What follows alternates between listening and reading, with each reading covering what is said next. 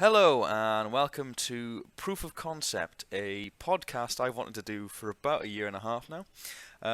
This is where we're going to talk about concept cars. This week we're going to talk about Peugeot. Uh, so, my name's Alex. I'm Will. Yay! Do you know what? We scripted that and it actually went well. Who knew that? Smooth. Bit of background on us. Me and Will became friends years ago, talking about, of all things, the Rover 75 and our shared love of it.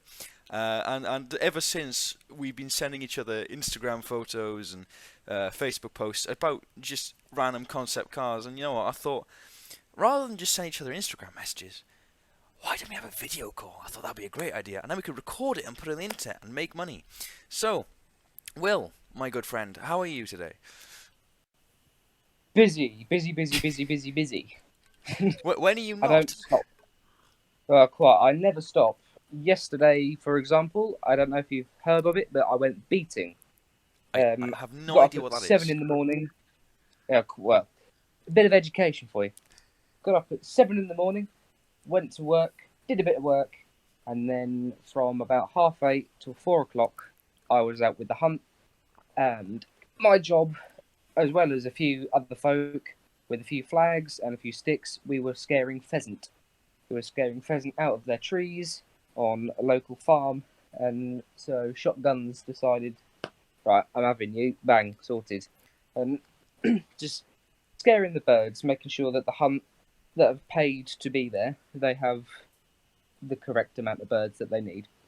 And Please say someone I've still accidentally clipped you with a shotgun, because that would be really funny. Oh, exactly. I mean, I had two behind me at once. I've got tinnitus in both ears, so that's wonderful. I mean, that's always a Just really what I need. healthy thing to have, isn't it? No, exactly. See, I've been enjoying Meanwhile, my weekend off. See, I went down to Cafe in a Machine yesterday. Enjoying a good Saturday to myself. That was quite good. an experience, as it turns out. So, uh, when you go to Cafe in a Machine, obviously, me and you've been there before, but sometimes you've got to book in when you get there. Yeah, Um, and we arrived, and I took my little brother with me. You've met my little brother? You haven't, have you? I You've have not not. met any of my family. Ooh. Anyway, I took my little brother with me, and he's not particularly great in cars, and obviously my MR2 isn't the best for long distance journeys. So we got Sweet. to the other end, and the guy arrived, and it's pretty much an hour and 10-minute drive from here. The guy then comes to me and says, "Have you booked?" And I'm like, "Oh, I haven't, sorry." And he goes, "Oh, you have to leave." I'm like, "Ah." And next thing, my little brother goes, "I'm going to be sick," jumps out of the car and vomits just a puddle of sick. It is like, there's a lot there. And it's chunky Mm, too. Yeah, proper grim. And he threw up, lovely. he was throwing up for a solid minute and a half. And he was that bad that I think either the owner or like the manager was like, "Yeah, just park over there. It's fine. You can stay." So you using vomit, we managed to actually get ourselves in. I'm writing that down for all future events. Be sick equals entry. So, what have you been up to in the world of cars in the past fortnight, my good friend? Well, just as a bit of context for you all, I drive a Daihatsu Terios. You'd have probably seen that on Top Gear when Jeremy Clarkson dressed it up as a fox, and that was the only reason that I bought it because I saw that, and ever since I was a kid, I fell in love, and I've had it since about May. Is this why The you went whole for a time, Terios instead of a Jimny? not only that, but my family is ever progressing in terms of children, and I successfully fit 5 people, one of which is very obese, 2 dogs, a pushchair, and 3 beach bags in my car without folding any seats down, without moving anything. And I, instead of the Terios, I call it the TARDIS because the space is mwah. It's so well thought out and perfect, perfect car. But since I've had it, it's always had a dodgy clutch, and I had the clutch replaced, had the brake fluid and hydraulic fluid changed, and it's a different car completely. I've That car has always been fun to drive, and now that the clutch works properly and the brakes aren't soft and squidgy like sponge, it's fantastic. See, The only oh, problems that I've had with it are getting hold of parts. Because they don't sell the Terios here anymore, haven't done for years. trying to get parts is a ball ache, and I had to get a clutch in from Germany, which took about 2 weeks to come, and I had my fingers very, very heavily crossed that the clutch didn't give way. So until that point, so I had the clutch done, and I'm good, and I'm really, really starting to love my car.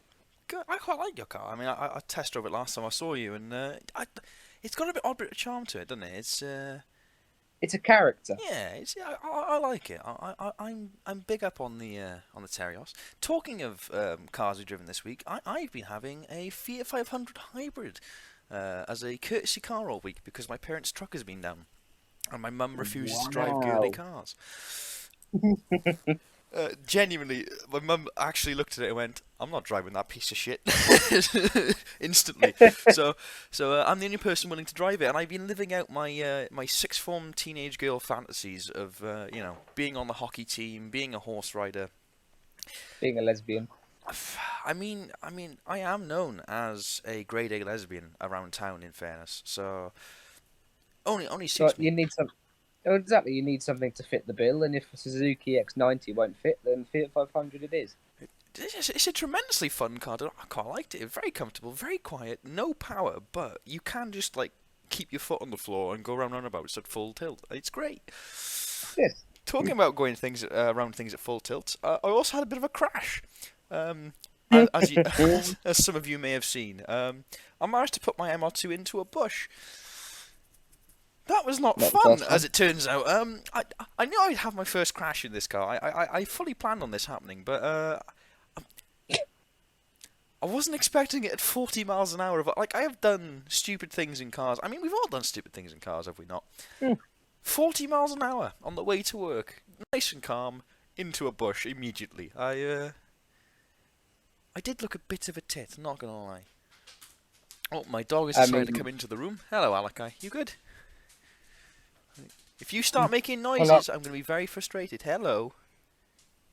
Right, so, without further ado, I think that's our wrap-up of the fortnight done, would you say? I'd say so. Right, so, Peugeot. Now, Peugeot, known very much around the world for its shitboxes. Economy cars, your 207, pictured up in the top right. My first ever car, a 207, which I loved.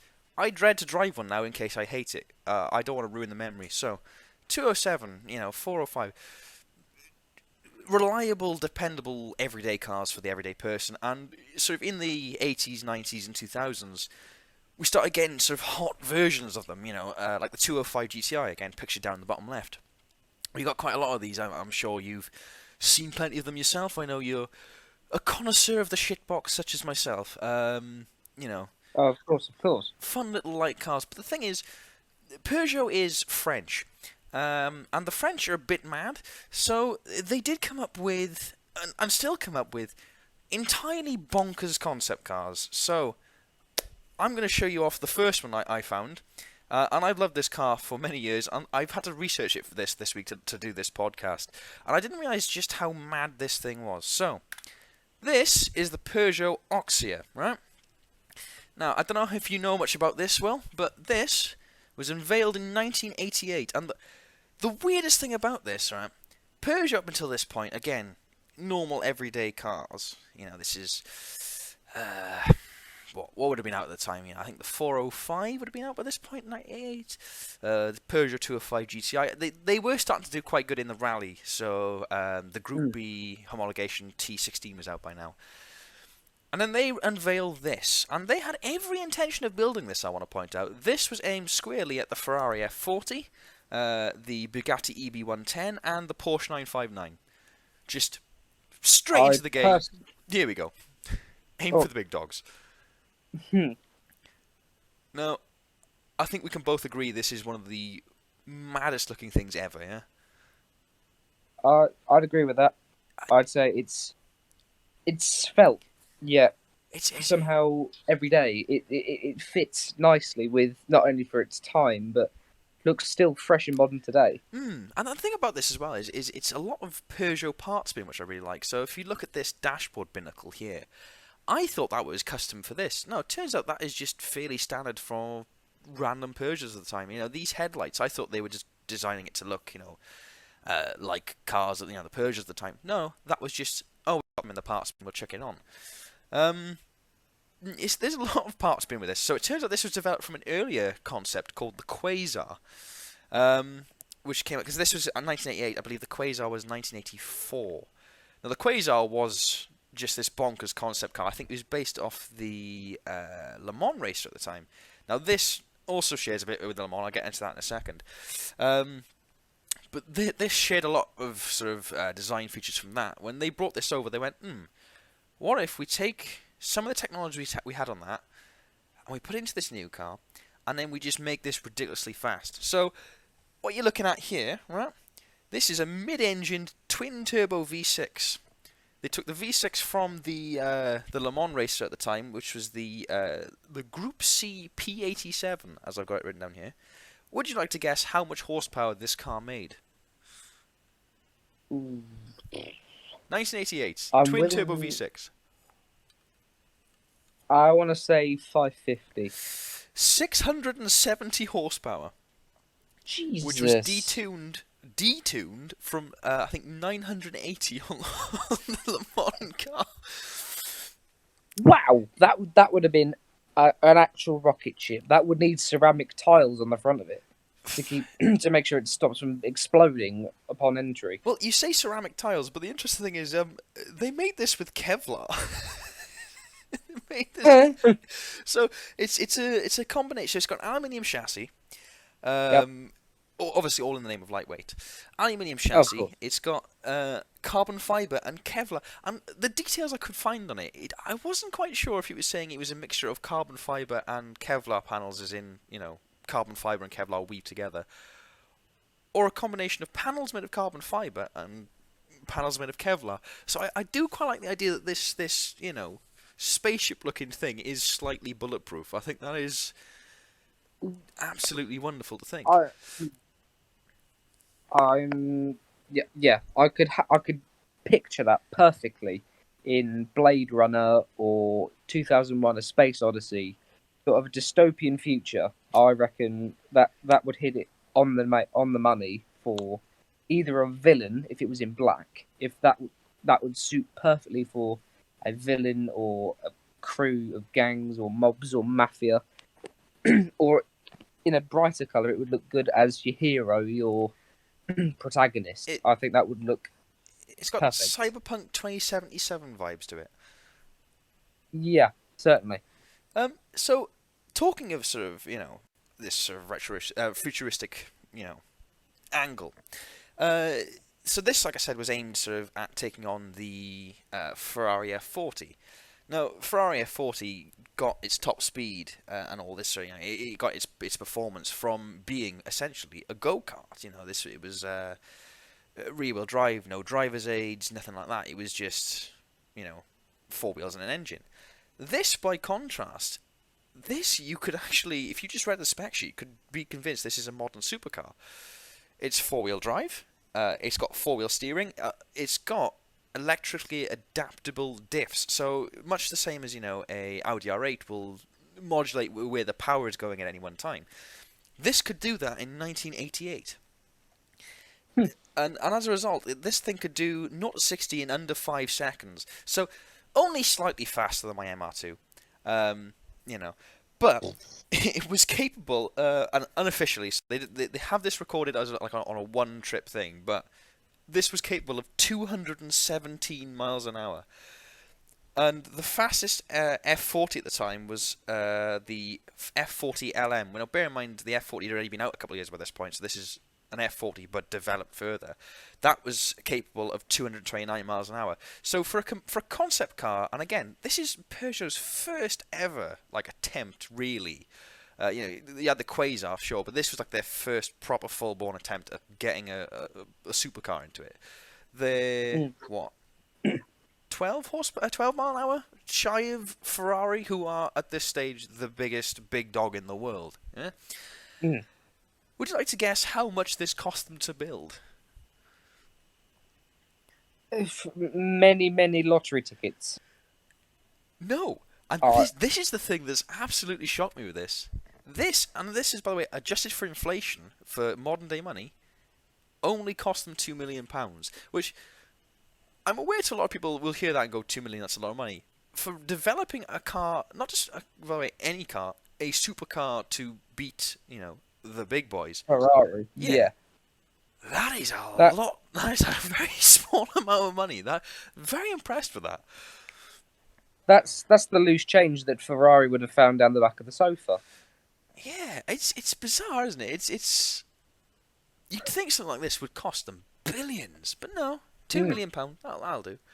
Unfortunately, I believe there's only one or two in existence. I couldn't quite find the exact thing on that. Because they never made it, believe it or not. Unfortunately, despite them having this genuinely brilliant, performance machine, and this was, I think I found a couple of accounts here, people saying it was actually very good to drive. Test drivers really liked it. Very advanced, four-wheel steering, all this sort of stuff. The 80s economic boom ended. There was a big economic crash. It didn't specify which financial crisis of the 80s caused it, but one of them did. And unfortunately, the 80s financial crisis killed this stone dead, which means, due to bankers not being good enough in the 80s, we missed out on this glorious future. It's depressing, isn't it? It's a very sad thing. It's sad to hear that. I mean, for example, the cost. You say £2 million, and if I remember correctly, the Morris Marina, when that was in development, that cost 40 million. So, That so really, what you're just to saying put, is this would have been cheaper to buy than a Morris Minor? Morris Marina, sorry? yeah, it would have been cheaper to build, to build, develop, design, test. It was all. My head can't quite get around that. I was expecting, 2 billion, not 2 million. That's a massive money jump, at least. And it's just sad that people weren't putting their hands in their pockets properly, because there was so much potential there, and they threw it away. It's gutting, really. And this is one of those things. Whenever you see these, because you can go back in time and look at these photos of concept cars or concept planes, concept trains, or whatever, and you see this glimpse at a potential future that may have happened, and you realise that had the timing been a year, maybe 2 years in advance, this could have been it. It's gutting. Now, we've talked about a car that Peugeot was going to make. Should we talk about one that they never intended on making, despite people begging them to? I'm all for that. Well then, my friend, let me introduce you to the Peugeot 907. Now, this was made in 2004, unveiled at the Paris Motor Show, if I remember correctly. Now, this thing, I was actually showing this to my family earlier. They couldn't decide what it reminded them of the most, because my brother was saying, it looks like a Bentley at the back. My mum was saying it looks a lot like a Mercedes McLaren. My dad said it looked very Ferrari. This thing, I think, despite the Peugeot grille, which I think ruins it a little bit, that is a very handsome looking car. Would you agree, my friend? Ooh, I mean, I can see the SLR vibes, especially with the exhaust mounting just behind the front wheel. I know she The didn't miss the interior side reminds pipes. me. Oh, they are crispy. But for me, the back end, it reminds me of the Chrysler Crossfire, and it's bittersweet. I can see what you mean It's like there, yeah. it's like sweet and salted popcorn. It's nice, a big thumping V12. That's beautiful. But what it reminds me most is sort of the BTEC SLR, which is the SLK, but the SLK mixed in with a bit of CLK GT. Pretty, but not pretty. It's an interesting got like formula. a quirky ugliness to it in a way. Yeah, certainly. Like a pug. Well, Pug Peugeot, yeah. yeah. I mean, I Yeah, used to like call my Peugeot the Pug, funny enough, you mention it. Now, you brought up the V12 there. Would you like to know how they built this V12, my friend? Did they find one in WH Smith's? They didn't, weirdly. So, they thought, right, we need a V12 for this car. And they checked WH Smith's, and unfortunately WH Smith's had sold out. So they went, well, what do we do? And it turns out they had a 3-litre V6. They went, I know, let's get 2 staples and 2 engines, and we'll just staple them together. So they turned the 3-litre V6, which you'd find in, I believe, the 306 and things like this, 2 of them, and just stapled it together, put these independent throttle bodies on, which they lovingly encased under glass, just so you could make sure you could see that. I went, yeah, that'll do. And that 6-litre V12 that they made from that, that was capable of 500.1 brake horsepower. And I had to point out the 0.1, because it's the only time I've ever seen anyone include a decimal point on the horsepower thing. But yes, 500.1 brake horsepower in that 6-litre V12. And that is a gorgeous looking engine, isn't it? That is engine pornography. That is the chrome rocket tips of the individual throttle bodies. That's just beautiful. And the fact as well, and this is, I love it when manufacturers do this, when they go, hey, we've got this really pretty engine, let's put a glass cover on it. And exactly. It's a bit weird to see it in the middle of the sort of this massive gaping bonnet, just like a 50s-esque sort of dome. But just seeing those, imagine driving and seeing them opening up and just snapping shit, that would be beautiful. Especially as it's a V12, and as everyone knows, the V12 is the smoothest engine configuration you can have. I mean, as well as you can have a flat 12. I'm just saying, a flat 12. But they end up awkward. They just end up a pain in the arse. And they also end up really wide. Precisely. Packaging, it's impossible to fit anything but a Challenger 2 tank. And from what I can understand, looking at the engine's position, it looks like it's a front mid-engine car. Well, so I reckon that weight displacement would be properly hunkered down. You are actually bang there. Not only is it a front wheel drive, a front mid-engined car, it's also got a 6-speed manual gearbox bolted to the back wheels. So it's a rear transaxle. So all of the weight in this thing is right between the wheels, which is where you want it. But this is a Grand Tourer. By the way, I want to point out Grand Tourer. They used a carbon fiber monocoque sort of chassis, the McLaren, MP4-12C type stuff. In 2004, I want to point out, this car only weighed 1,400 kilos. And that's nothing. Yeah, for anyone who wants a comparison, that is roughly the same as a slightly porky Alfa Romeo Giulietta, which that's a tiny hatchback. You look at the size of this with a 6-litre V12. That's probably the heaviest part of this car altogether. Yeah, certainly. And the tub you could probably pick up and put on your back. And there was some really nice design features about this that people really liked. So, for example, I don't know how well you guys can see this. That windscreen goes pretty much all the way to the back. There is one line that connects the boot lid. The rest of it is one piece of glass.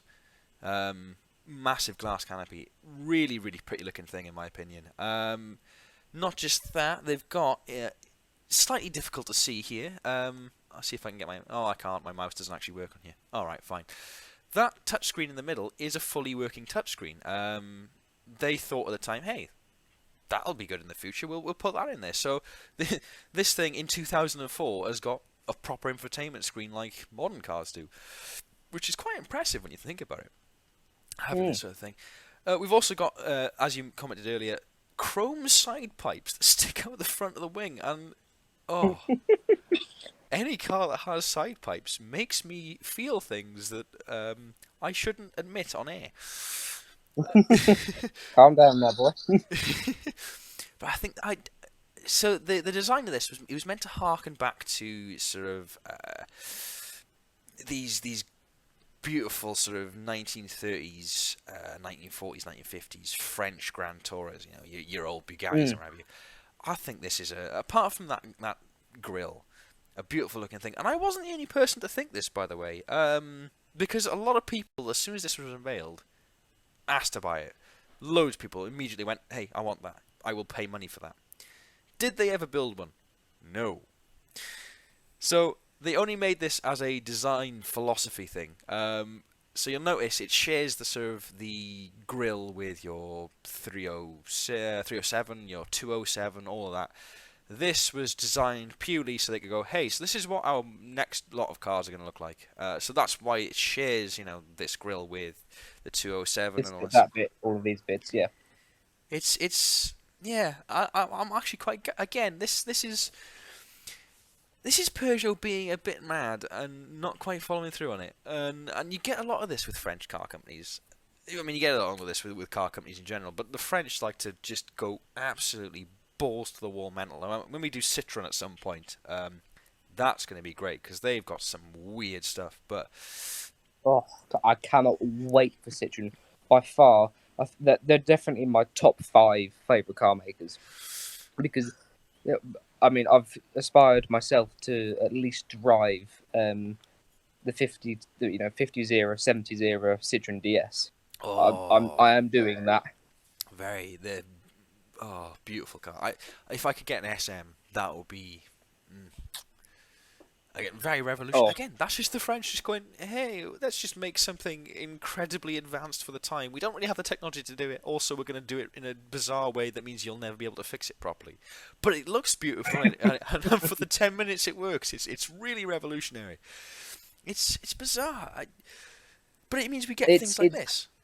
It's a two-fingered salute to the nanny state, and that's what I like because everything is the same. It's different flavors of cheddar, and that, for example, this Peugeot. I mean, yeah, it's by no means the most beautiful car in the world, but it's distinctive. It has sort of what would you call it? Dominance to it, and that's what I like. Someone that likes to push to the left side of the field.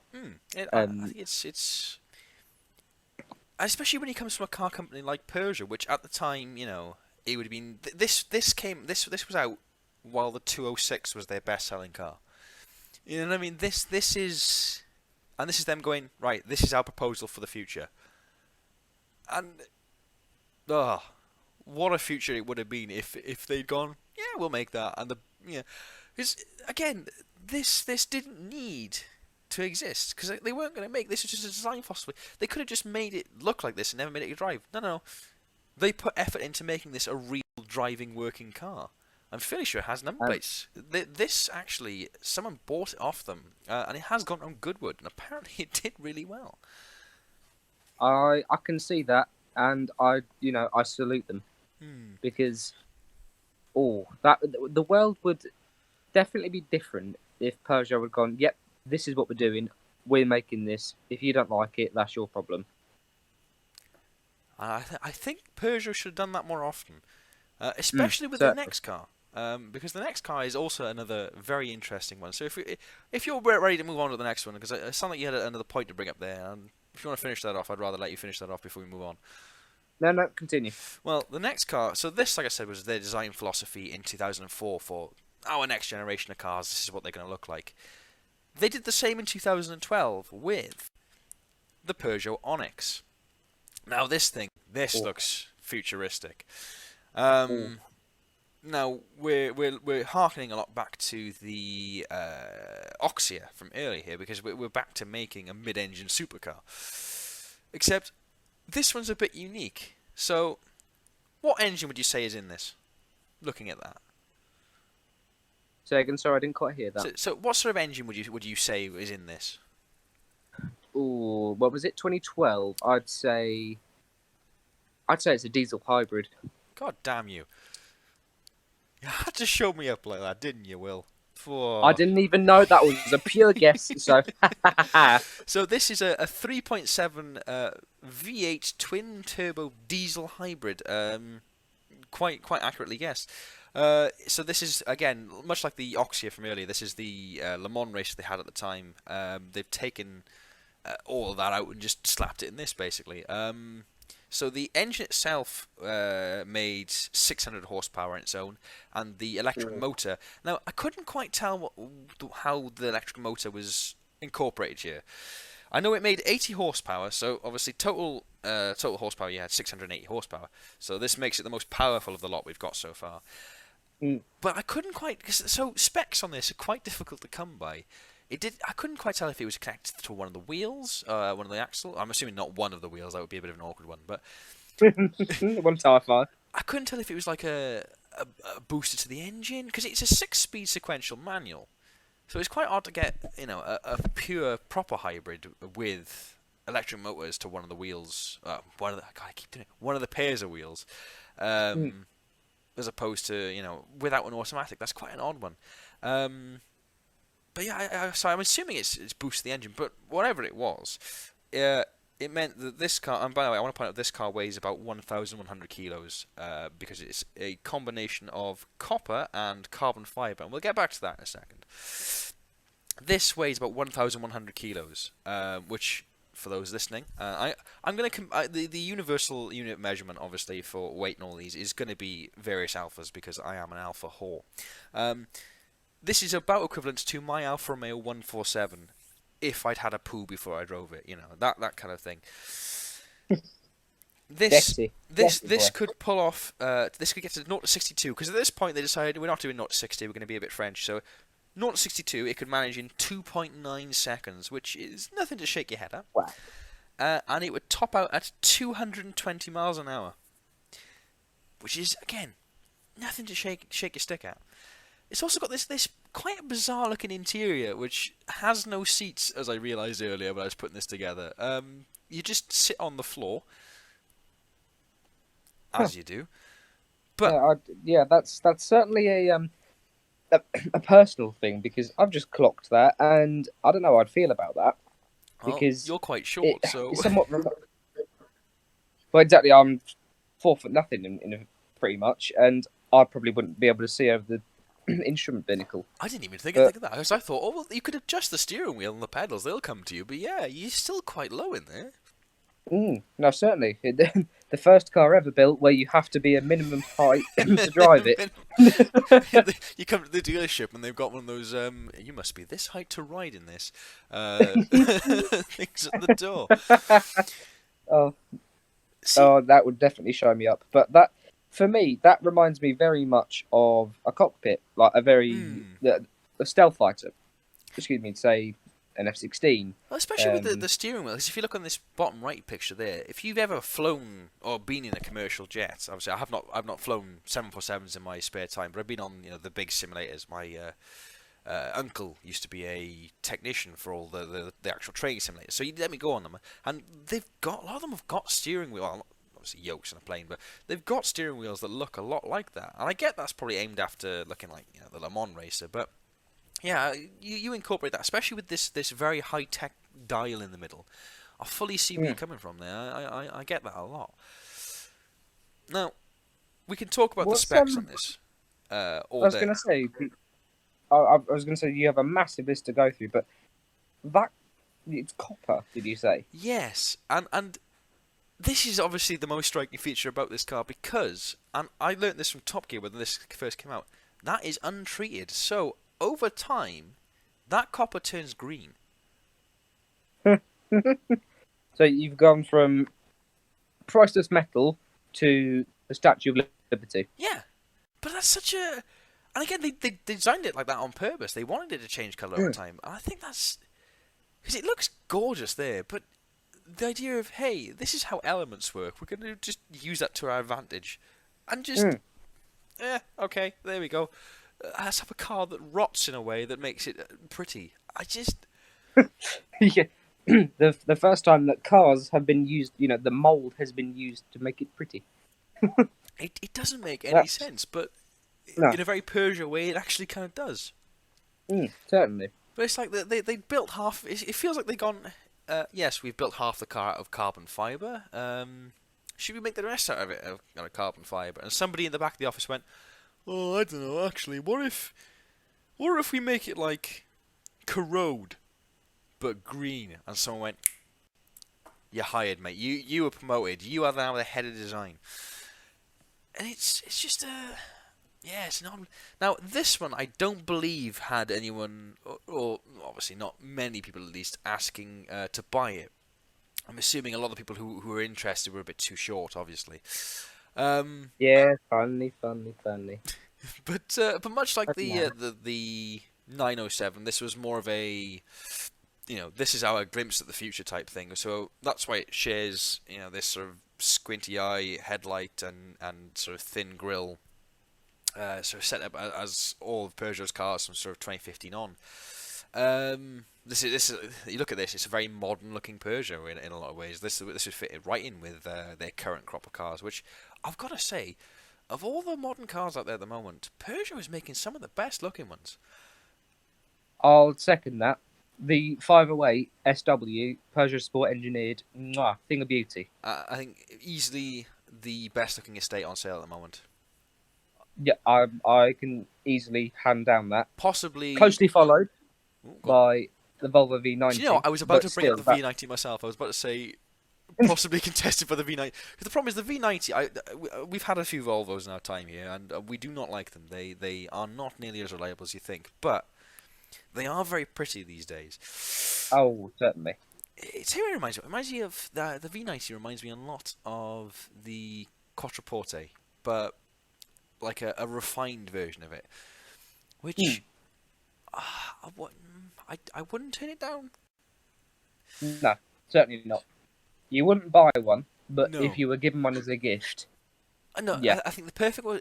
Not. I wouldn't want to buy one, and I wouldn't want to have it as a gift. But if I could have a company car, that would Yeah, be. something. You know, Mm. you have it for haven't got to pay any money for it apart from the tax, but you have it for what, 2 weeks, 2 years, or even less than that. 6 months or whatever, and you give it back before the problems start because they do start on them. I mean, we had a V40 company car, funny enough.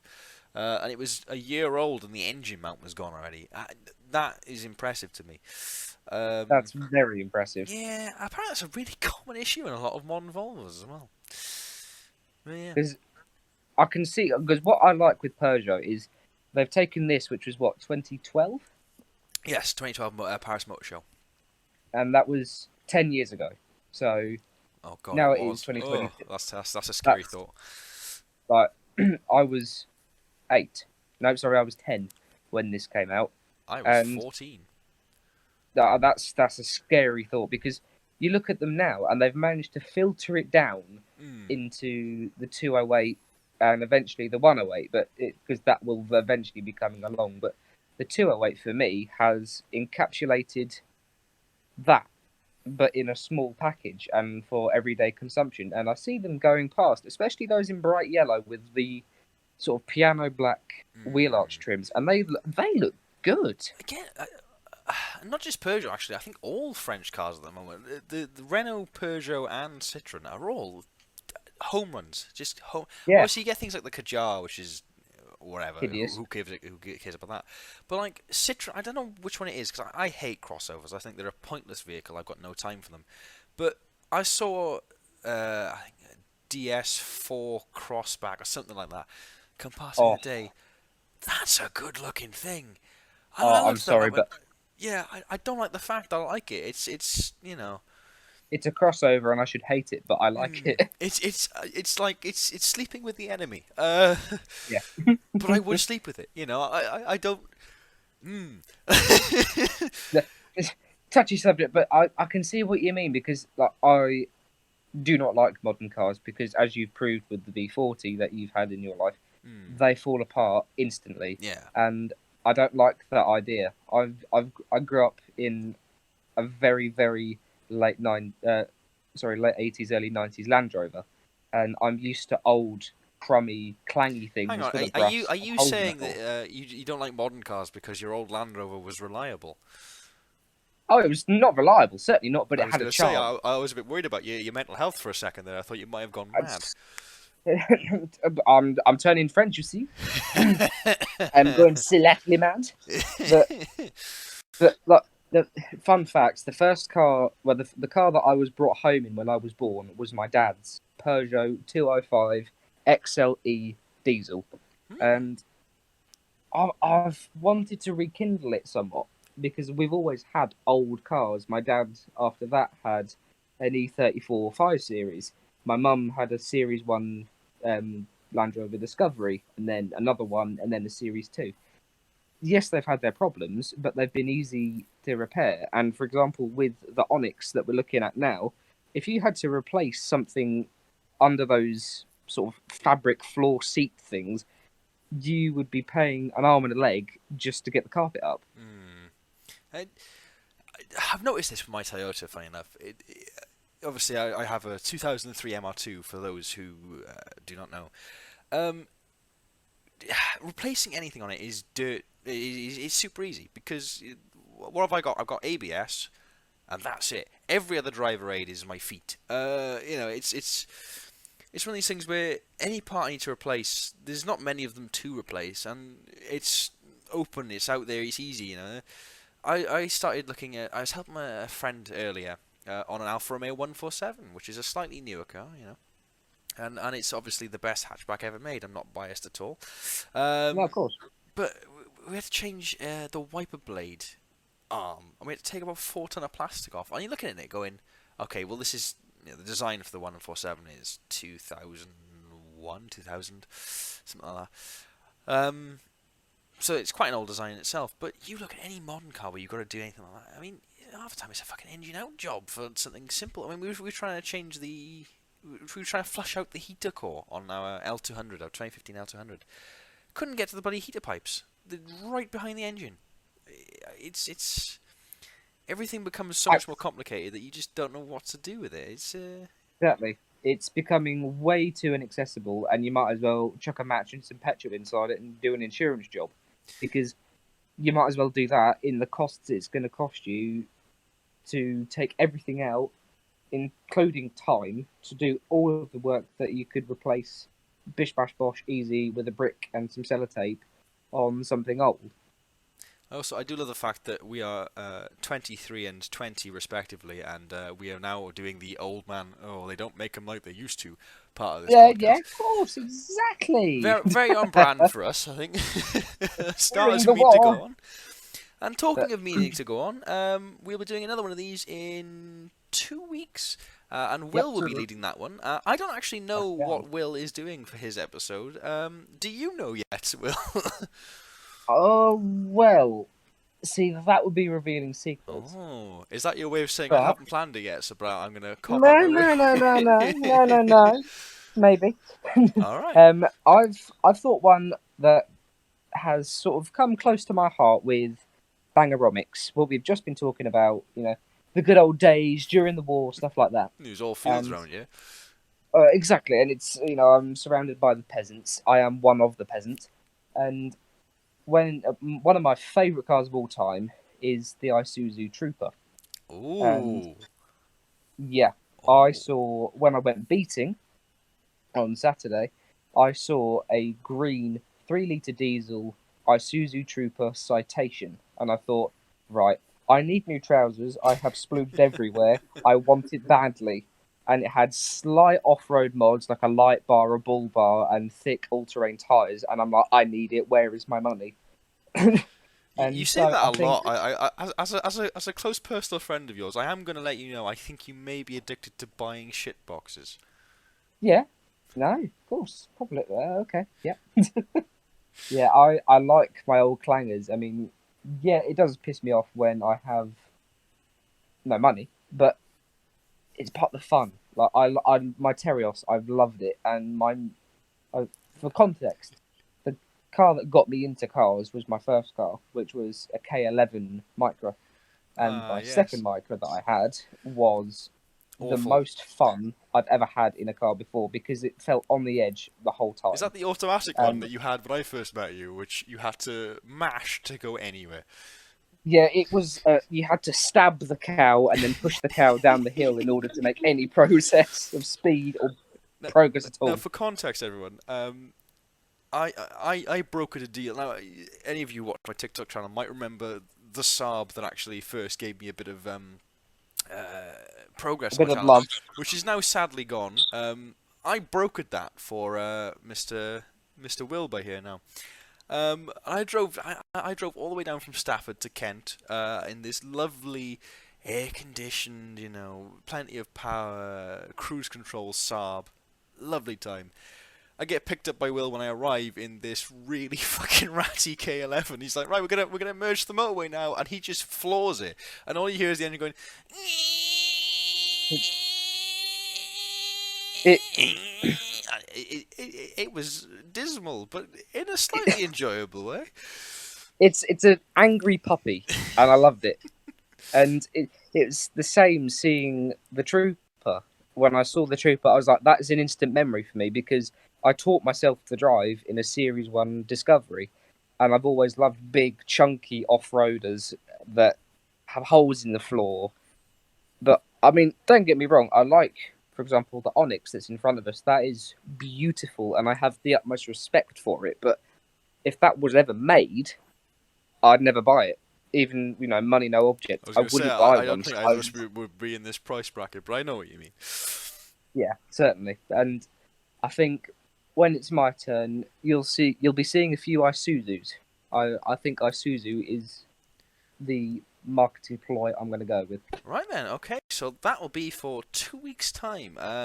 Indeed. The way I think we're going to be working this, as I set it in my calendar just now, is that every second Sunday of the month we'll be recording Will's episode, and every last Sunday of the month we'll be recording mine, which is for the most part a 2-week gap between episodes, and it'll be released the week after. So I'm aware that is completely useless information to most people listening because I didn't give a release date, but